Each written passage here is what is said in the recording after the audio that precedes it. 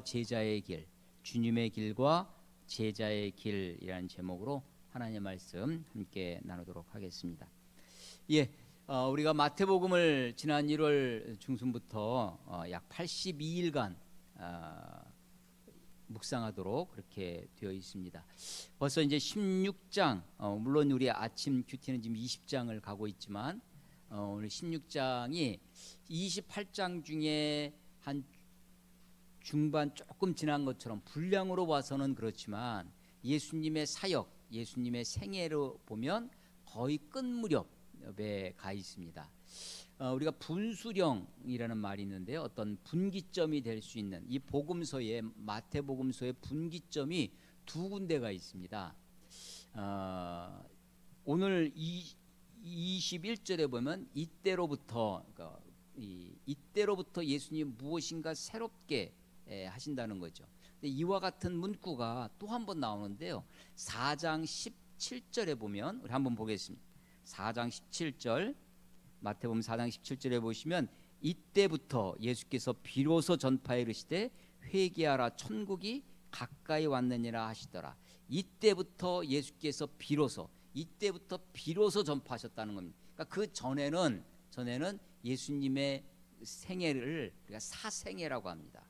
그러니까 예수님의 공생애, 예수님의 공생애, 사생애와 공생애를 나누는 그 분기점이 되는 것이 바로 4장 17절입니다. 이때부터 예수님께서 비로소 전파하기 시작했어요. 물론 이 공생애를 준비하시기 전에 예수님께서 요단강에서 침례도 받으시고 또 이 마귀에게 시험도 받으시고 하는 장면이 있지만 비로소 주님이 전파하기 시작했다는 것입니다. 그런데 오늘 16장 21절에 보면 이때로부터 예수 그리스도께서 자기가 예루살렘에 올라가 장로들과 대제장들과 서기관들에게 많은 고난을 받고 죽임을 당하고 제3일에 살아나야 할 것을 제자들에게 비로소 나타내시니, 이때로부터 비로소 나타나셨다. 그래서 이 사건 이후로 예수님의 사역이 달라지고 있다라고 하는 것입니다. 앞에 나와 있는 이때부터는 그 기점이, 이때가 어느 때냐면 침례 요한이 사로잡힌 겁니다. 요한은 예수님의 선구자, 예수님이 오실 길, 주님 오실 길을 예비하는 자였습니다. 그 요한이 헤롯에 의해서 감옥에 투옥이 되니까, 잡혔다는 말씀을 듣고, 그 소식을 듣고 이제 앞에 있던 선구자가 없어졌으니까 예수님이 직접 비로소 전파하게, 천국 복음을, 회개하라 천국이 가까웠느니라 라는 말씀을 전하시고 있는 것입니다. 두 번째 나와 있는 이때로부터는 예수님의 사역이 지금 계속 되어지지만 우리가 그것을 뭐라고 하냐면 메시아 비밀이라고 합니다. 메시아를, 그리스도이심을 자기가 말하지 말라, 아무에도 이르지 말라라고 하는 메시아 비밀이라고 하는데, 그렇지만 예수님의 사역을 통해서 사람들이 예수님이 그리스도시구나, 예수님이 그리스도시라는 것을 알아가기 시작합니다. 그러다가 예수님의 제자들이 우리가 아주 유명한 베드로의 고백, 주는 그리스도시요 살아계신 하나님의 아들이시니다라는 그 고백을 듣고 나서 이때로부터, 그게 하나의 분기점이 된다고 하는 것입니다. 그런데 가만히 우리 성경을 다시 자세히 읽어보면요, 이런 제자들의 고백, 주는 그리스도시요 살아계신 하나님의 아들이십니다라고 하는 이 고백은 여기서만 있었던 것이 아닙니다. 그 앞에 14장에 가서도 있어요. 14장 33절 보십시오. 33절 보시면 배에 있는 사람들이 다 제자들이에요. 배에 있는 사람들이 예수께 절하며 이르되 진실로 하나님의 아들이로소이다 하더라. 여기서 이미 하나님의 아들이라고 하는 고백을 절하며, 이 유대인들이 절한다고 하는 것은 그야말로 하나님께 대한 복종의 의미죠. 그래서 진실로 하나님의 아들이신다라는 고백을 했었어요. 그런데 이 희한하게 이상한 것은 이 14장에서의 고백 다음에는 아무런 언급이 없습니다. 우리가 피드백이라고 하잖아요. 그게 없어요. 그런데 16장에서 베드로가 주는 그리스도시요 살아계신 하나님의 아들이시니다라는 고백을 하니까 예수님이 바요나 시몬아, 내가 복이 있도다라고 축복을 선언하십니다. 그러면서 이걸 알게 한 것은 네 혈육이 아니라 하늘에 계신 내 아버지께서 알게 하신 것이다라고 하시면서 이제 조금 전에는 바요나 시모나 바는 누구누구의 아들 이런 겁니다. 그래서 요나의 아들 시모나 바디메오라는 사람이 있어요. 소경 바디메오. 이 디메오의 아들이라는 것입니다.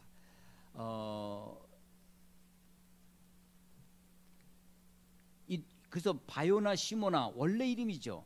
근데 요한복음 1장에 보면 예수님이 베드로를 처음 만날 때 네가 장차 게바라 하리라. 그 게바가 아람어인데요. 그게 반석이라는 뜻입니다.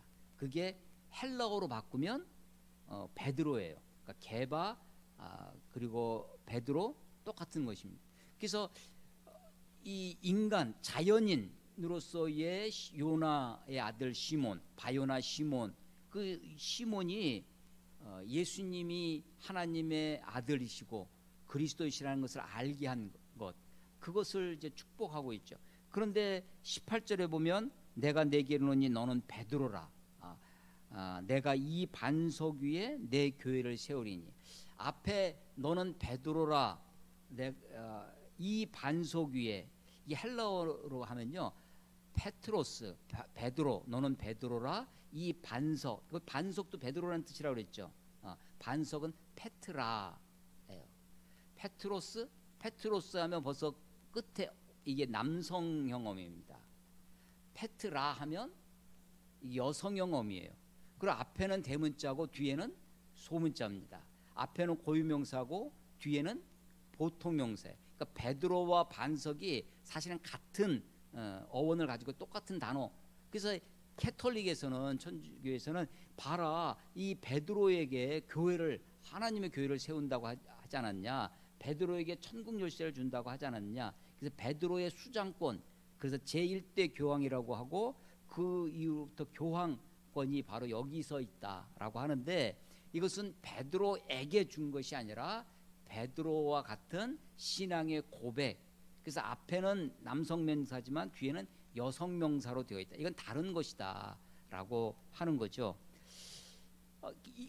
이와 같이 지금 이 16장에서는 베드로의 신앙 고백을 주님이 축복하시고 그에게 천국 열쇠도 주시겠다고 하시고 그에게 이 반석 위에, 그 신앙 고백 위에 내 교회를, 예수님의 교회를 세우겠다고, 그래서 음부의 권세가 이기지 못하겠다, 그런 말씀을 하시는데, 앞선 14장에서는 하나님의 아들이라는 고백에서는 아무런 피드백이 없었다라는 것입니다. 14장이 왜 그런가를 그래서 생각을 해봐야 될 것 같습니다. 그 앞에 13장이 있는데요. 13장은 우리 지난주에 설교를 13장 말씀을 가지고 했었는데, 예수님의 천국 비유를 쭉 말씀하셨어요.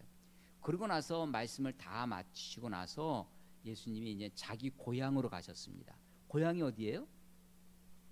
나사렛. 물론 태어나신 곳, 출생한 곳은 베들레헴이지만 대부분 성장기를 다 나사렛에서 사셨습니다. 그래서 예수님을 나사렛 예수라고 이제 부르게 되는 거죠.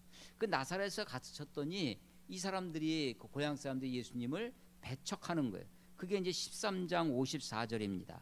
고향으로 돌아가서 그들의 회당에서 가르치시니 57절 예수를 배척한지라. 예수님을 배척해요, 고향 사람들이. 그래서 고향에서는 선지자들이 고향에서 존경을 받지 못한다, 이런 말씀을 하시는 거죠. 그리고 나서 14장이 오는데요. 14장에서 예수님이 첫 번째 분기점, 이때로부터 천국 복음을 회개하라 천국이 가까웠느니라라는 말씀을 하셨을 때, 그 공생의 시작이 됐던 분기점이 침례 요한의 투옥이었습니다. 그런데 14장에 오면 그 요한이 목배임을 당해서 그 헤롯에 의해서, 헤롯의 생일 잔치에 춤을 추는 그 딸 헤로디아, 자기 친딸도 아니고 자기 아내를 뺏었죠. 동생의 아내를 뺏어 가지고, 그래서 그걸 이 요한이 지적을 하고 그 악행을 이야기했더니 그게 그 개인적인 감정에 그 헤롯이 요한을 감옥에 가둬놓은 거예요. 근데 죽이지도 못하고 죽이자니 백성들이 사람들이 다 그를 선지자로 알고 있고 그냥 살려두자니 그래서 어정쩡하게 있던 차에 자기 생일날이 됐습니다. 헤롯이 그 연회에서 그 딸을 헤로디아의 딸이 와서 아마 그 딸의 이름이 살로메라고 우리가 알려져 있는데 그 딸이 춤을 추는데 너무나 마음이 흡족했던 거예요. 그래서 네 소원이 뭐냐? 나라의 절반이라도 주겠다라고 막 맹세까지 합니다. 자기 엄마한테 가가지고 이 좋은 기회에 가서 뭘 달라고 할까요? 그랬더니 헤로디아가 자기를 비난한 그 요한의 목을 달라고 해라, 머리를 달라고. 그래서 사람들한테 다 떵떵거리면서 이야기했기 때문에 이 헤롯이 거절하지 못하고 요한의 머리를 소반에 목을 자르고 그러니까 참수를 한 거죠. 그래서 그 머리를 소반에 받쳐가지고 쟁반에 받쳐서 그 헤로디아의 딸에게 줍니다. 그 소식을 들어요. 그래서 14장 13절에 보시면요, 뜬금없이 예수께서 들으시고 이렇게 시작해요. 그 무엇을 들으셨을까? 그 앞에 이야기가 바로 요한의 죽음의 소식. 12절에 요한의 제자들이 와서 시체를 가져다가 장사하고 가서 예수께 아뢰니라. 예수님께 지금 요한이 우리 선생님 스승 요한 이렇게 죽었습니다 라는 이야기를 예수님께 전한 거예요. 예수님이 들으셨어요. 그리고 들으셨을 때 자기의 선구자, 자기의 주님의 길을 예비하는 자 요한이 죽었다는 소식을 들으시고 예수님이 13절에 배를 타고 떠나사 따로 빈들로 가십니다. 어쩌면 이 빈들만큼 예수님의 마음이 괴로웠을 것입니다. 자기를 따르고 자기를 위해서 그런 사람이 죽었어요. 근데 사람들이 들어요. 13 무리가 듣고 여러 고을로부터 걸어서 따라간지라. 그러니까 빈들로 가신 예수님을 무리가 야 예수님이 지금 빈들에 갔대. 그 빈들에서 지금 예수님이 무엇인가 하나님으로부터 시간을 갖고 있다는 것을 이야기를 듣고 거기 쫓아온 겁니다. 예수님이 그들의 병도 고쳐주시고 말씀도 전해주시는 사이에 날이 저물어 가요. 사람들이 수많은 사람들 그 저물 때 예수님이 저들에게 먹을 것을 주어라. 제자들이 아니 이 사람들이 요한복음 이 오병이어의 사건은 사복음서 마태 마가 누가 요한 다 있는 말씀이에요. 네 군데 다 있는 말씀인데 요한복음에 보면 저들에게 조금씩 나눠준다 할지라도 200데나리온이나 되는 큰 돈이 있어야 됩니다. 그럴 것 없다. 저들을 50명씩 앉혀놔라. 너희가 가진 것이 뭐냐? 여기 지금 어린아이가 보리떡 5개와 물고기 2마리 있습니다. 그걸 가지고 와라. 예수님이 그것을 가지고 하늘에 축사하시고 떼어 주셨더니 그 5,000명이 다 배불리 먹게 되었습니다. 그 5,000명이 먹었다는 이야기가 21절 끝나요. 그때 5,000명들 그 보리떡 5개와 물고기 2마리로 그들이 배불리 먹는 그 먹을 때 그들의 마음이 어떠했을까요? 그들의 마음이 점점점 흥분되었을 것입니다. 그리고 그들의 마음 속에 예수님이 우리와 함께 하신다면 우리의 먹는 문제가 해결될 것 같아요. 저분이 우리의 왕이 됐으면 좋겠어요. 그래서 요한복음에 보면 억지로 예수님을 임금 삼으려 하였다라는 말씀도 기록해 놓고 있습니다. 그런데 오늘 여기 마태복음에 보면요 21절에 어린이 외 여자와 어린이 외에 5,000명이나 되었더라. 그런데 그 다음 22절에 예수께서 즉시 제자들을 재촉하사 자기가 무리를 보내는 동안에 배를 타고 앞서 건너편으로 가게 하신 건너편으로 가게 했어요. 누구를? 제자들을. 이 건너편은 지금 갈릴리 호수를 얘기하는 겁니다. 갈릴리 바다 건너편으로 예수님이 즉시 제자들을 재촉하세요. 얘들아 빨리 하면서 제자들을 재촉해서 배를 태워서 지금 건너편으로 가게 하십니다. 그렇게 해서 제자들이 막 가는 동안에 예수님이 무리를 다 보내시고 있는 거예요. 그러니까 예수님은 지금요 이 무리들 어떤 무리들? 배불리 먹은, 흥분하고 있는, 지금 무엇인가 우리들의 삶의 문제를, 빵의 문제를 이 빵의 문제가 사실은 결국은 어디로 가냐면 정치로 가요. 세상의 모든 거는 정치적입니다. 정치적이지 않은 게 없어요. 결국은 다 정치적으로 갑니다. 그래서 빵의 경제 문제 같은데, 먹고 사는 문제 같은데, 그게 종국에는 정치로 가죠. 그래서 예수님을 억지로 그래서 빵의 메시아, 정치적인 메시아, 그렇게 기대하는 거죠. 근데 예수님이 지금 하시는 일은 뭐냐면, 그렇게 흥분하고 있는 배부른 군중들, 그 무리들로부터 제자들을 거리두게 하시는 거예요. 그들을 재촉해서 야 빨리빨리 가라 하고, 무리들의 그 흥분, 무리들의 그 생각들, 그 군중의 그 마음으로부터 오염되지 않도록 제자들을 따로 재촉해서 보내고 있는 거예요. 아마 이때도 제자들의 마음은 사실은 그들 마음속에 많은 의문이 들었을 것입니다. 근데도 예수님이 시키니까 배를 타고 가죠. 이미 날이 저물었어요. 어두워졌습니다. 그 배가 풍랑이입니다. 그래서 배가 그 물결 속에 아주 고난을 당했다. 24절 끝에 보면 물결로 말미암아 고난을 당하더라. 밤 사경에.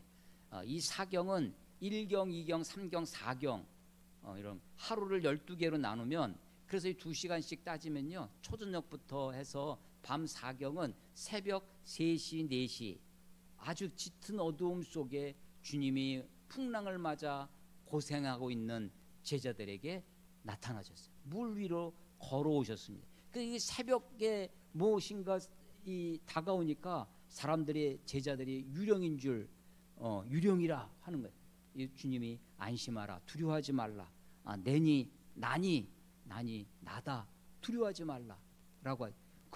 그걸 보는 순간 베드로가 어떻게 해요? 주여, 주님이시라면 나로 하여금 걸어서 주님께 가게 해달라고. 그래 와라 했더니 베드로가 물 위를 걷죠. 물 위로 걷다가 바람을 보고 물에 빠져갑니다.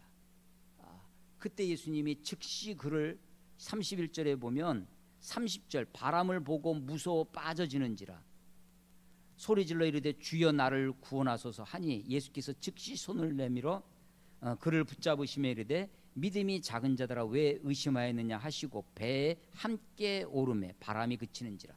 배에 있는 사람들이 예수께 절하며 이르되 진실로 하나님의 아들이로소이다 하더라 라고 하고, 그 다음에 뭐가 없다고요? 피드백이 없어요. 이 고백에 대해서 예수님이 뭔가를 말씀하신 것이 없어요. 그러니까 이 예수님이 사실은 그 고백을 진실로 하나님의 아들이로소이다라는 그 고백을 예수님이 기쁘게 받지를 않으신 거예요. 저는 그렇게 생각합니다. 그러니까 오병이어 5천 명이 먹었어요. 흥분한 군중들이 예수님을 억지로 임금 산물을 한 것처럼. 그런데 그들 속에서 제자들을 따로 아주 재촉해서 배를 건너가게 하시는데, 건너편으로 가게 하는데 풍랑을 맞습니다. 밤중에 나타나서 물 위로 걸어와요. 그 광경을 봐요. 여러분 5천 명이 배부른 이 놀라운 기적적인 사건이 더 깊이 올까요? 아니면 풍랑을 맞아 죽게 됐는데 살려달라고 할 때 주님이 나타나셔서 배에 오르시니까 바다가 잠잠해지는 이 사건이 더 극적일까요? 이 비유가 맞을런지 모르겠는데, 다른 사람이 암에 걸려서 죽어가는 것과 내 손톱에 가시가 박힌 것과 어떤 게 더 직접적으로 내게 오겠어요? 그래서 지금 이 제자들이 지금 오병이어의 사건을 놓고 흥분하고 하는 그 광경을 넘어와서 거기서는 말이 없었어요. 그런데 이 풍랑을 맞고 바다 위로 걸어오시는 예수님, 거기에 따라서 걸어가던 베드로 물에 빠져진 걸 건지셔서 다시 배에 오르시니까 풍랑이 잠잠해지는 이 광경을 놓고 거기에 사람들이, 그래서 33절에 배에 있는 사람들, 이게 누구라고요? 제자들인데 이걸 굳이 제자들이라고 하지 않고 배에 있는 사람들이라고 써놓은 이유가 있지 않을까? 그 사람들이 절하고 절하면서 예수님께 진실로 하나님의 아들이시다라고 하지만 예수님은 그냥 듣고만 가만히 있으시는 거예요. 부인도 하지 아니하시고 칭찬도 하지 아니하시고 아무런 언급이 없습니다. 그 다음에 이제 15장에 오면 15장 1절에 그때 바리새인들과 서기관들이 예루살렘으로부터 예수께 나와 이르되 예루살렘 유대 땅에서 이스라엘 땅으로 보면 남부 지방입니다. 그런데 중부의 사마리아, 북부의 갈릴리, 지금 예수님이 있는 갈릴리에서까지 중부에 있던 유대 땅 예루살렘 그 수도에서부터 사람들이 왔어요. 누가 왔냐면 바리새인들과 서기관들이, 누구냐면 율법의 전문가들입니다. 이 사람들이 예수님 예루살렘부터 온 이유가 뭐냐면 예수님을 책잡기 위해서 그렇습니다. 그리고 예수님을 좀 주눅들게 하고 예수님의 사역을, 예수님의 행동을 좀 누르려고 하는 거죠. 그러면서 2절 당신의 제자들이 어찌하여 장로들의 전통을 범하나이까 떡 먹을 때에 손을 씻지 아니하나이다 라고 제자들, 예수님의 제자들을 빌미 삼아 오를 시 그를 삐죠. 옳고 그름을 시비를 걸고 있어요. 그래서 예수님을 비난하는 거죠. 문제 제기를 하는 거예요.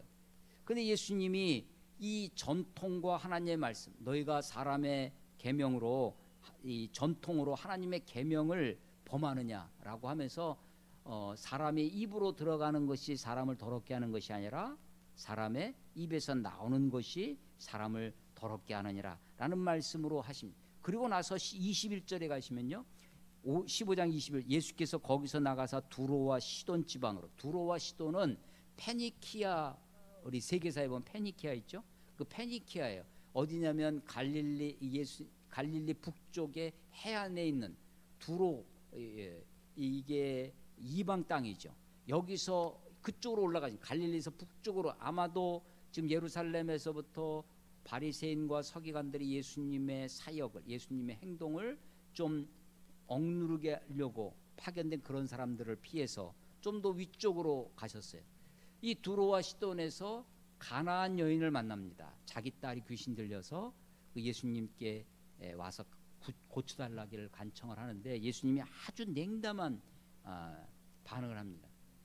24절 예수께서 대답하여 이르시되 나는 이스라엘의 집에 잃어버린 양 외에는 다른 데로 보내심을 받지 아니하였도다. 그 이방 여인 가나안 여인에게 수로, 다른 성경에는 수로보니게라고 여인이라고 나와 있어요. 이 두로와 시돈 지방에서. 그런데 이 여인이 그 말을 듣고도 아주 그러면서 예수님께 도와달라고 하죠. 예수님 한 번 더 거기다 못을 박습니다. 26절 자녀의 떡을 취하여 개들에게 던짐이 마땅하지 아니하다. 자기는 이스라엘 땅, 이스라엘의 잃어버린 영혼을 위해서 왔다라고 첫 번째 말씀하시고, 그래도 예수님께 도와달라고 하니까 자녀의 떡을 취해서 개들에게, 그러니까 지금 이방인들을 사실은 유대인들은 개 취급을 했거든요. 근데 그걸 대놓고 지금 얘기하시는 거예요. 근데 이 놀라운 반응을 보입니다. 27절 여자가 이르되 주여 올소이다마는 개들도 주인의 상에서 떨어지는 부스러기를 먹나이다. 예수님이 깜짝 놀라시는 거예요.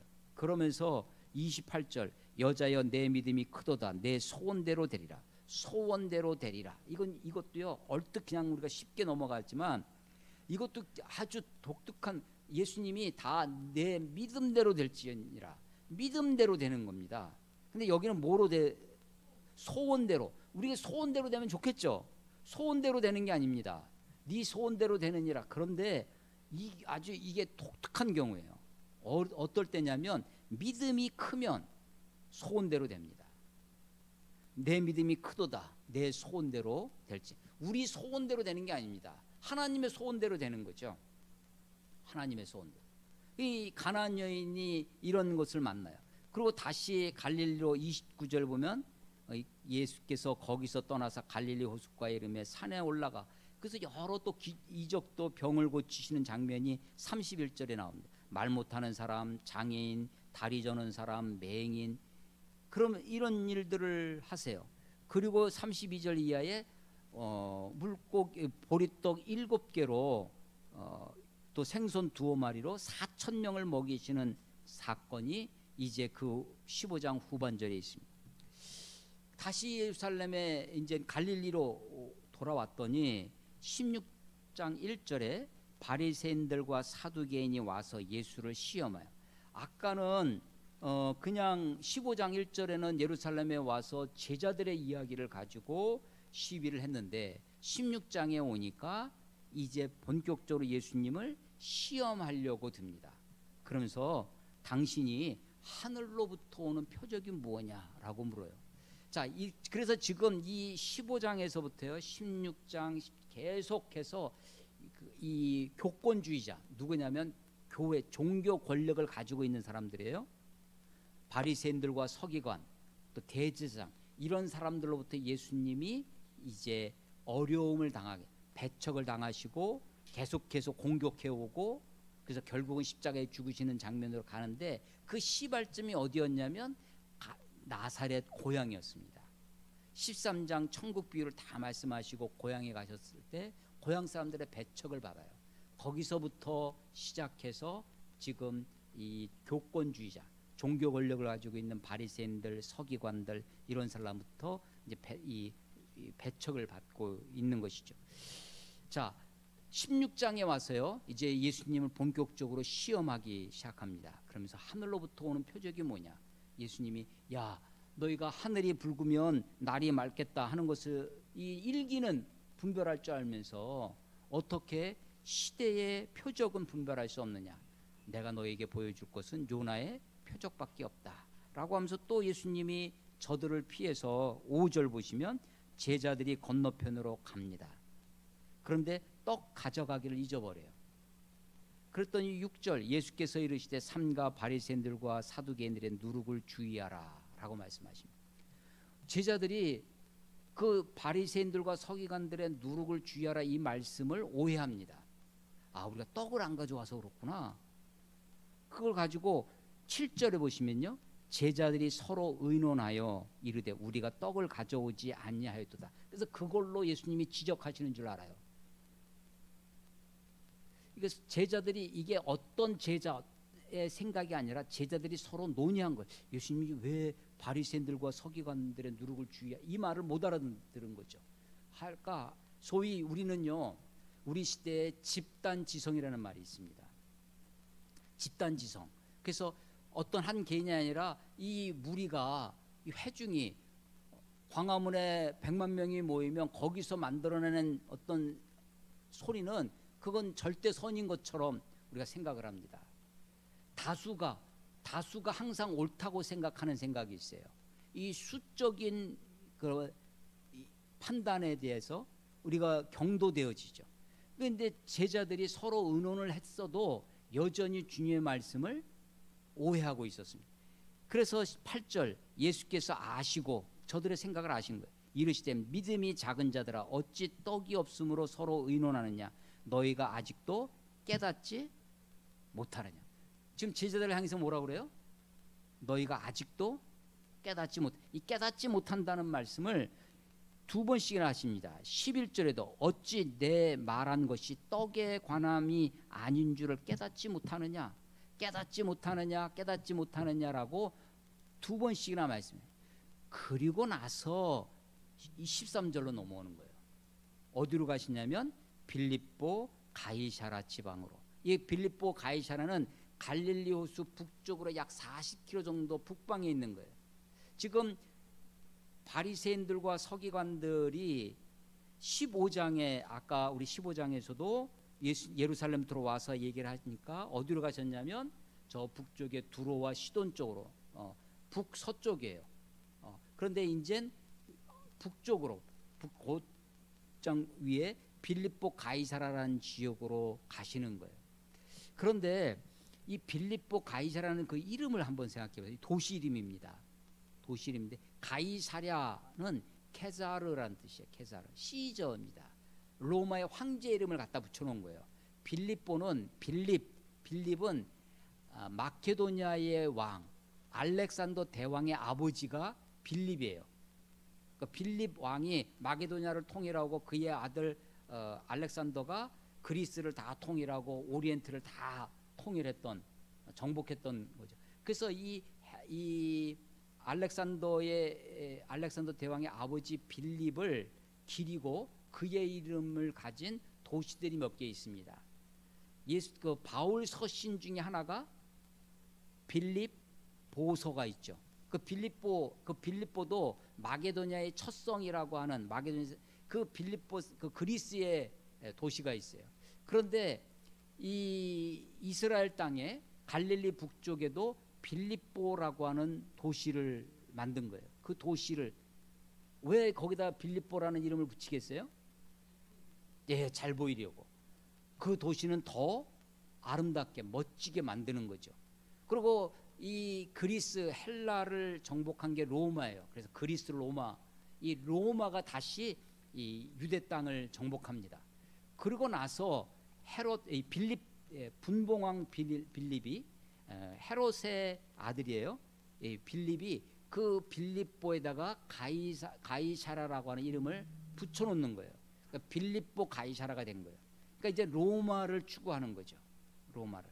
그래서 빌립보 가이사라는 말은 헬라주의자들이 친로마주의의 상징처럼 되는 거예요. 그런 도시를 그냥 아무렇게나 내버려 둘 리가 없고, 그 당시 정치 권력을 가지고 있는 사람들이 그 도시를 더 크고 아름답게 만들어 놓겠죠.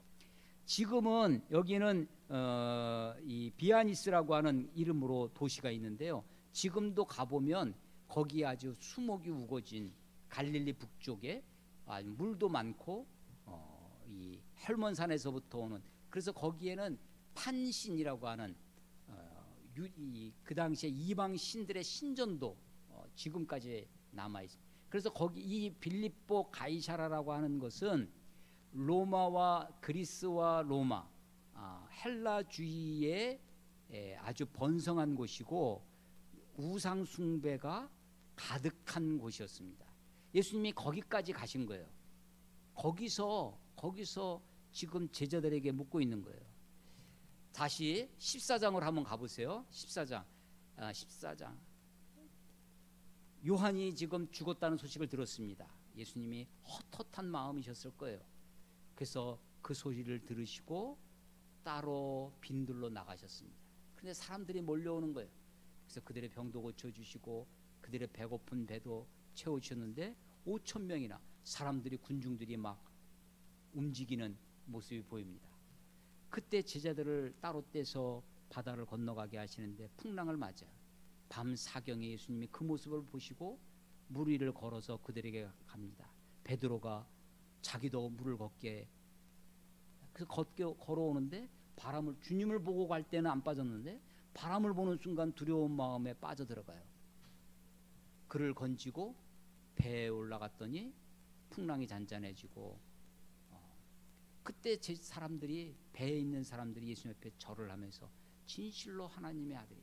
여러분, 지금 5천 명이 먹는 그 광경을 목격하고 풍랑이 있는 속에 유령처럼 나타나신 주님이 저들을 바다를 잔잔케 하시고 물 위를 걸어, 예수님뿐만 아니라 베드로까지 물 위를 그때 고백하는 그 고백과 지금요 예수님에 대한 지금 공격이 시작됩니다. 바리새인들이 예루살렘으로부터 와요. 두로와 시돈에 갔다가 왔는데 여전히 더 그 반대와 예수님께 대한 공격이 심해져 가기 시작합니다. 그래서 예수님이 지금 저 헬라 로마주의가 왕성한 빌립보 가이사라까지 갑니다. 거기는 지금 예수님을 막 추종하고 무리의 환호가 없습니다. 오히려 이방신을 섬기는 이방 문화가 창궐하는 곳이에요. 그곳에서 제자들에게 묻고 있는 거예요. 야, 사람들이 나를 누구라 하느냐? 얘 더러는 침례 요한이라고, 더러는 엘리야라고, 더러는 예레미야라고 하고, 더러는 선지자 중에 하나라고 합니다. 그러면 너희는 나를 누구라 하느냐? 지금 이 질문의 분위기, 예수님이 지금 너희는 나를 누구라 하느냐라고 하는. 그래서 우리가 막 집회합니다. 집회에서 막 환호하고 찬송하고 막 뜨겁고 사람들이 그런 속에서 나와가지고 주님께 대한 고백을 해요. 그 고백 속에 제가 목사가 되고 특히 젊은이들 하면서 수많은 고백들을 들었습니다. 기억나는 사람들도 굉장히 많이 있어요. 그런데 그 사람들이 지금 주님이 요한복음에 너희도 가려느냐라고 질문을 던지고 있는데, 그 고백이 우리가 이 신앙 고백 참 귀한 거죠. 그런데 지금 이 고백되는 상황 분위기를 보셔야 됩니다. 지금 빌립보 가이사라, 그 갈릴리에서 북쪽 40km 되는 갈릴리의 무리들로부터 떨어져 있는 곳이에요. 그리고 헬라주의와 헬라 문화와 로마 문화가 창궐한 이방 우상신을 섬기는 그곳에서 너희는 나를 누구라 하느냐, 그곳에서 베드로가 고백하는 거예요. 주는 그리스도시요 살아계신 하나님의 아들이시니. 그 고백을 듣고 예수님이 바요나 시몬아, 그때 내게 복이 있도다 라고 하시는 거죠. 물론 이 베드로의 이 고백과 예수 고백, 그리스도시로 주는 그리스도시다라는 그 고백이 예수님이 말씀하시는 것과 딱 맞지는 않았습니다. 그러니까 베드로가 생각하는 그리스도와 주님이 가르쳐 주시는 그리스도가 다른 거예요. 그것이 어디 있냐면 21절인 거예요. 예수님은, 예수 그리스도께서 자기가 예루살렘에서 올라가 장로들과 대장들과 서기관들에게 많은 고난을 받고 죽임을 당하고 제3일에 살아나야 할 것을 제자들에게 비로소 나타내신, 자기가 예루살렘에 가서 고난을 받고 죽임을 당하고 3일 만에 부활할 것, 다시 살아날 것을 비로소 말씀하셨다, 나타나셨다 제자들에게. 자, 그러니까 예수님은 어떤 그리스도냐면 고난받는 그리스도입니다. 십자가에 죽으시는 그리스도예요. 그런데 아직도 베드로는 그것을, 그런 그리스도를 생각하지 못하는 거예요. 아직도 제자들은 어떤 빵을 먹여주는 그리스도, 우리의 경제 삶의 문제를 해결해주고 왕 같은, 다윗 왕과 같은 그리스도를, 그걸 꿈꾸고 있는, 아직도 거리가 있는 거예요. 그래서 예수님이 20절 제자들에게 경고를 하십니다. 제자들에게 경고하사 자기가 그리스도인 것을 말하지 못하게 하세요. 그리고 그 그리스도가 어떤 것인지를 21절에 말씀하신 거예요. 이때로부터. 그런데 그 이야기를 듣자마자 이 21절의 말을 베드로가 못 알아들은 것이 아닙니다. 근데 자기 생각하고 너무 다른 거예요. 그러니까 22절 베드로가 예수를 붙잡고 항변합니다. 항변한다는 게 어떤 거예요? 그냥 좋게 얘기하는 거예요. 아, 예수님 그게 그런 뜻이에요? 뭐 이런 게 아닙니다. 항변했다는 것은요, 이 영어 성경은 리뷰가 아주 예수님을 비난했다는 겁니다. 그러니까 예수님은요 20절에 제자들을 경고하세요. 그런데 22절에 베드로는 예수님을 항변해요. 그러면서 얘기가 주여 그리 마옵소서, 주여 그리 이게 주여 그리 마옵소서, 이거 존칭어로 이렇게 번역을 해놨잖아요. 영어 성경은요 딱 두 글자입니다. Never, Lord, 주여 결코 그렇게 하지 말라는 거예요. 요즘 우리 사회 그 문제로 떠오르는 것 중에 하나가 나는 신이다라고 하는 넷플릭스의 그 JMS 다 보고 계십니까? 왜 어떻게 서울대학교 나온 그 처음에 JMS가 1980년도에 일어날 때 신촌에서 대학원생들, 대학생들 5명, 뭐 5인방이라고 하는 제자를 만들었대요. 그 사람들이 다 서울대학교 대학원생, 연대생들 이런 사람들이에요. 중학교도 초등학교밖에 안 나온 사람이 그 하는 거예요. 그 사람, 그래서 이거는요 논리적이고 이성적으로 다 이해가 되지 않죠. 어떻게 그렇게 빠질 수 있는가? 우리 요즘 시대 용어로 하면 가스라이팅 됐다라고 하는데, 옛날 우리 시대 용어로 하면 세뇌됐다. 이 세뇌됐다는 말은 참 이해하기가 어렵습니다. 뇌를 씻었다는 거거든요. 세수, 뇌를 씻어내는 거예요. 그러면 좀 좋은 것 같은데, 이 세뇌는요 그런 게 아니죠. 완전히 중독, 우리의 생각을, 우리의 이성을 마비시키는 것입니다. 자, 예수님이 제자들을 뽑았어요. 선택했습니다. 3년 동안, 지금 약 2년 6개월 이상 지났어요. 이제 사역 중에 이 16장의 사건은 예수님이 제자들을 데리고 자, 월요일부터 금요일까지 나한테 와서 교육 공부하고 집에 돌아가, 그런 것이 아니라 이들은 예수님과 함께 동고동락하면서 함께 합숙하고 따라다니면서 먹고 자고 그러면서 배운 겁니다. 충분히 가스라이팅 되기에 충분한 시간이 있었어요. 충분히 세뇌되기에 충분한 시간이 있었습니다. 그런데 이 베드로가 그 중에서도 가장 요즘 그 신의 나는 신이다 거기에 지금 고발한 사람이 JMS의 부총재였던 사람이래요. 김찬영 목사인가 이 사람. 그런데 지금 베드로는요 예수님 턱 밑에서 배웠던 사람입니다. 근데 지금 예수님 앞에 지금 뭐라고 얘기하는 거예요? 그리마옵소서. never 하는 거예요. never. 결코 그럴 수 없다는 것입니다. 그러니까요 이 사람은 베드로는요 가스라이팅 되지 않았어요. 세뇌당하지 않았습니다. 그러니까요 예수님의 교육은 진짜 참교육이에요. 예수님이 우리 신앙은요 신앙이 잘못되면 중독됩니다. 신앙이 잘못되면 교회 안에서요 신앙이 잘못된 신앙 중독이 있어요. 가스라이팅 돼요. 세뇌됩니다. 어디에 세뇌되냐면요 감각적인 거에 세뇌됩니다. 경험에 그래서 그 사람들의 80년도에 그 사람들이 빠져가는 그것들 여러분 보시면 가면 재미있다는 거예요. 여러분 재미를 추구하는. 그래서 마치 밭에 뿌려지는 씨 중에 돌밭에 뿌려지는 것이 처음 말씀 받을 때 기쁨으로 받는다는 거예요. 너무 열광하여 신앙이 열광합니다. 기쁨이 이제 감정이 넘쳐요. 그런데 뿌리가 없다는 겁니다. 그래서 고난이 오면 환난이 오면 열매를 맺지 못하고 쓰러지는 것이죠. 그리고 이 아주 감각적이고요, 재미가 있고, 그리고 신비적인 게 있다는 거예요. 네가 오늘 나에게 올 줄로 내가 밤에 꿈을 꿨다는 그 얘기를 그런 거를 그러니까 믿어지는 거죠. 내일 눈이 오는데 마침 눈이 와. 이번 대통령은 번호 순서대로 된대요. 1번이 노태우였답니다. 2번 김대중, 김영삼, 김종필 순서대로 이 지지율이 나왔어요. 득표율이 순서대로 되는구만. 이 한마디가 맞았다는 거예요. 근데 그 다음에 김영삼 되고 김대중 되고 노무현 되는 것은 다 틀려요. 근데 틀린 건 보지도 않아. 정명석이 다 예언을 했대. 대통령 될 때마다 하나 맞춘 거 노태우 때 맞추고 나머지는 다 틀렸다는 거예요. 근데 그 김대중이 되고 이회창이 떨어졌을 때 이회창이 나한테 안 와서 그래. 그렇다는 거예요. 그래서 이 아주 감각적이고 재미를 추구하고 신비, 체험에 사람들은 중독됩니다. 그리고 호도돼요. 그래서 완전히 가스라이팅. 그런데 예수님은요 그렇게 많은 기적을 행했어요. 수많은 것들을 경험했습니다. 그런데도 베드로는 자기가 직접 물 위까지 걷기도 했어요.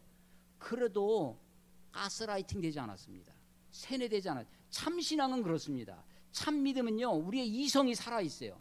이건요 나중에 베드로가 어떤 모습까지 나냐면 예수님의 부활을 경험해요. 오순절 성령의 강림 이후에 베드로 가서 전도했더니 3,000명씩 회가 와서 예루살렘 교회가 막 부흥이 됩니다. 그런데 박해가 일어요. 그래서 사마리아로 막 흩어지기 시작합니다. 베드로가 가이사랴에 갔더니 그때 그 거기 사도행전 10장에 보면 베드로가 낮에 기도하는 중에 환상을 봅니다. 보자기가 내려와요. 가증스러운 그런 짐승들이 보자기 잡아먹으라. 베드로가 내가 못합니다. 내가 이때까지 저런 가증스러운 것을 먹은 적이 없습니다. 그런 걸로 부정한 것으로 내 몸을 더럽게 할 수 없습니다라고 부활하신 예수님 오순절 성령의 강림 이후에 베드로도 지금 하늘의 음성 앞에 뭐라고 그래요? 그럴 수 없다는 거예요. 노라고 얘기해요. 그런데 여자들이 와서 뭐 노라고 말을 못해. 그러면서 자기 몸을 다 그런 거 나중에 가서 정신이 드는 거죠. 이성이 마비되고 우리의 감성이 마비되는 것이 아닙니다. 참 신앙은 그런 거죠. 그 예수님이 이 베드로가 항변을 하면서 붙잡으면서 예수님을 붙잡고 항변하며 그리마옵소서. 그러면서 하는 얘기가 이 일이 결코 주께 미치지 아니하리이다. 누구 때문에? 자기 때문에. 이 일이 어떤 일이에요? 예수님이 예루살렘에 올라가서 대제장들과 서기관들과 장로들에게 고난을 받고 3일 만에 죽임을 당하고 3일 만에 다시 살아나야 할 것이다 할 것을 비로소 나타났을 때 아니요 예수님 그런 일 지금 우리가 그거 보려고 3년 동안 예수님을 따라다닌 줄 아냐고. 내가 배도 버리고 집도 버리고 가족도 버리고 주님을 따라간 이유가 그건 줄 아냐고. 지금 항변하고 있는 거예요. 결코 그럴 수 없습니다. 그런 일은 일어나지 않을 거예요. 결코 죽게 미치지 아니하리이다. 가로 열고 뭐 누구 때문에? 나 때문에, 우리들 때문에. 우리가 그런 걸 눈 뜨고 그런 일을 볼 수 없다고 하는 거죠. 그러니까 이 베드로의 이 말은 자기 주장이 있는 거죠. 자기 확신이 들어있는 거예요. 근데 이 23절 예수께서 돌이키시며 베드로 돌이키시며 지금 붙잡고 있어요. 붙잡으면서 항변하는데 예수님이 돌이켜 보시는 거예요. 그러면서 정색을 하시는 거죠. 그러면서 사탄아 내 뒤로 물러가라. 너는 나를 넘어지게 하는 자로다. 내가 하나님의 일을 생각하지 아니하고 도리어 사람의 일을 생각하는도다. 지금요 조금 전에 복이 있도다. 바요나 시몬아 내가 참 복되구나. 이걸 알게 한 것은 네 혈육이 아니라 하늘에 계신 내 아버지니라.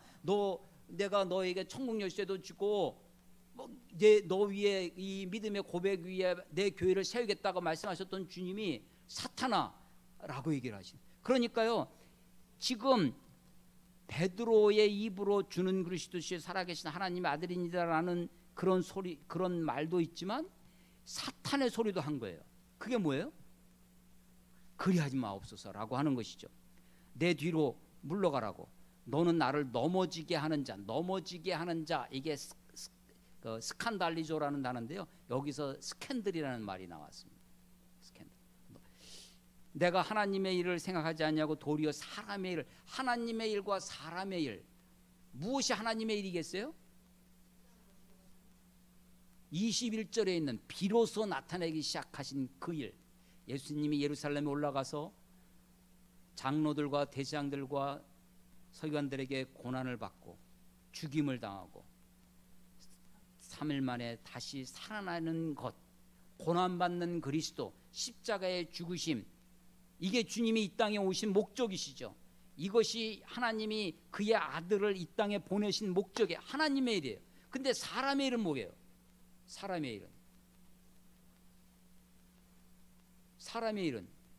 일은 배부르는 일입니다.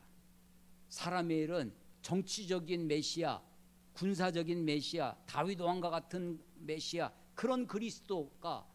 그래서 지금 예수님, 하나님의 일과 사람의 일, 예수님이 말씀하시는 그리스도와 지금 제자들이 꿈꾸는 그리스도가 다른 거예요.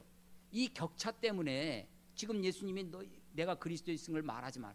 사람들은 그 얘기를 말하기 시작하면 사람들이 다 예수님께 그런 그리스도로 예수님을 몰아갈 것이. 오늘 설교 제목이 뭐죠? 주님의 길과 제자의 길. 주님의 길은 어떤 길입니까? 고난의 길입니다. 주님의 길은 어떤 길이에요? 십자가의 길입니다. 그 길을 따라가는 것이 제자들의 길이죠. 그래서 24절에 이에 예수께서 제자들에게 이르시되 누구든지 나를 따라오려거든. 누가 따라가는 거예요? 제자들이. 예수님이 끌고 가는 것이 아닙니다. 예수님이 가스라이팅 시키고 세뇌시켜가지고 우리를 종교적으로 완전히 우리를 중독시켜서 그렇게 끌고 가시는 것이 아니에요. 여전히 펄펄하게 우리의 이성이 살아 있습니다. 여전히 우리가 우리의 이성과 생각 가운데 하나님을 자발적으로 따라가게끔, 그 주님은 따라가야 되는 것이죠. 누구든지 나를 따라오르든 자기를 부인하고 자기 십자가를 지고 나를 따를 것이니라. 제자의 길, 베드로가 그리마옵소서 이 일이 결코 주님께 미치지 아니할 것입니다 라고 했을 때 사탄아 이것들 이제 다 물러가라. 너희들이 이제 퇴짜다, 이제 낙제다 하고 잘라버리는 것이 아니에요. 주님이 그들에게도 여전히 기회를 주시는 거죠. 누구든지 나를 따라오려거든 자기를 부인하고. 제자의 길은 주님을 따라가는 길입니다. 따라가는 거예요. 따라가는 거. 주님과 따라가는 게 아닙니다. 따라가는 게 아니에요. 요즘 가나안 교인들이 생겨나면서 자기들끼리 하겠다는 겁니다. 자기 혼자 하겠다는 겁니다. 따로 하겠다는 거예요. 따로. 주님의 길은 따라가는 것입니다. 따라가는 것이지 앞서가는 것이 아닙니다. 주님의 길은 따라가는 거예요. 따라가는 것은요 가까이 가는 겁니다. 멀리 있으면요 따라가는 게 아니에요. 따라 붙어야 돼요. 가까이 가야 됩니다. 멀리서 뒤처지지 않아야 됩니다.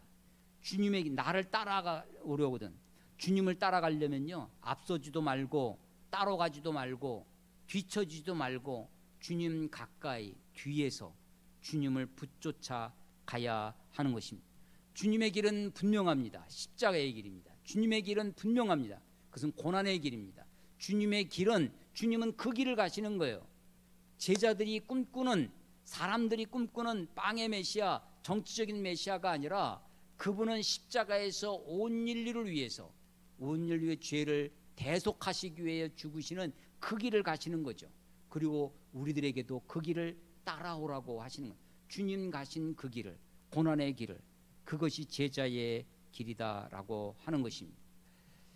이제 이 16장 이때로부터 이것이 하나의 분기점이 되어서 이젠 제자들에게 자기의 모습을, 고난받는 메시아, 그래서 이 이후로 4번에 걸친 순환 예고가 있습니다. 16장, 17장, 20장, 26장에 계속해서 고난, 그리스도는 고난받는 메시아의 모습으로 그렇게 주님이 저들을 가르쳐 주고 계세요.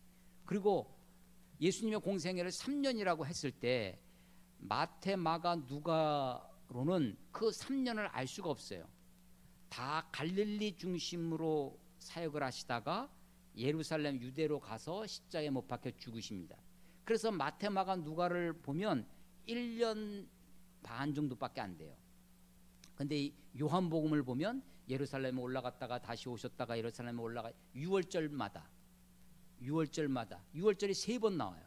그래서 요한복음을 보니까 아하, 예수님이 공생애가 3년이구나 라는 것을 알 수 있게 되죠. 그래서 이제 이 이후로 예수님이 지금 갈릴리에서 유대로 예루살렘으로 옮겨가십니다. 고난을 향해서, 그 예루살렘 골고다 언덕을 향해서 가고 계세요.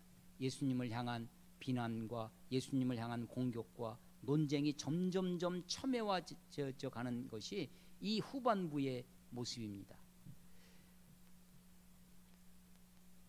주님은 주님의 길을 가고 계세요. 이것이 대중적 지지를 얻어서가 아닙니다. 많은 무리가 그를 그렇게 그 길을 지지해 주기 때문이 아니에요. 오히려 주님은 요한의 죽음의 소식을 듣고 따로 빈들에 가시는 것처럼 홀로 그 길을 가고 계시는 것이죠. 그리고 지혜들에게 그 길을 따라오라고, 누구든지 나를 따라오려거든. 주님은 우리들을 코끼어서 끌고 가시는 것이 아닙니다. 우리가 믿음으로 주님께 순종하고 주의 사랑에 주님 걸어가신 그 길을 한 걸음 한 걸음 우리도 따라가는 저와 여러분이 되시기를 주의 이름으로 축원합니다. 기도하겠습니다. 하나님 아버지, 은혜를 감사합니다.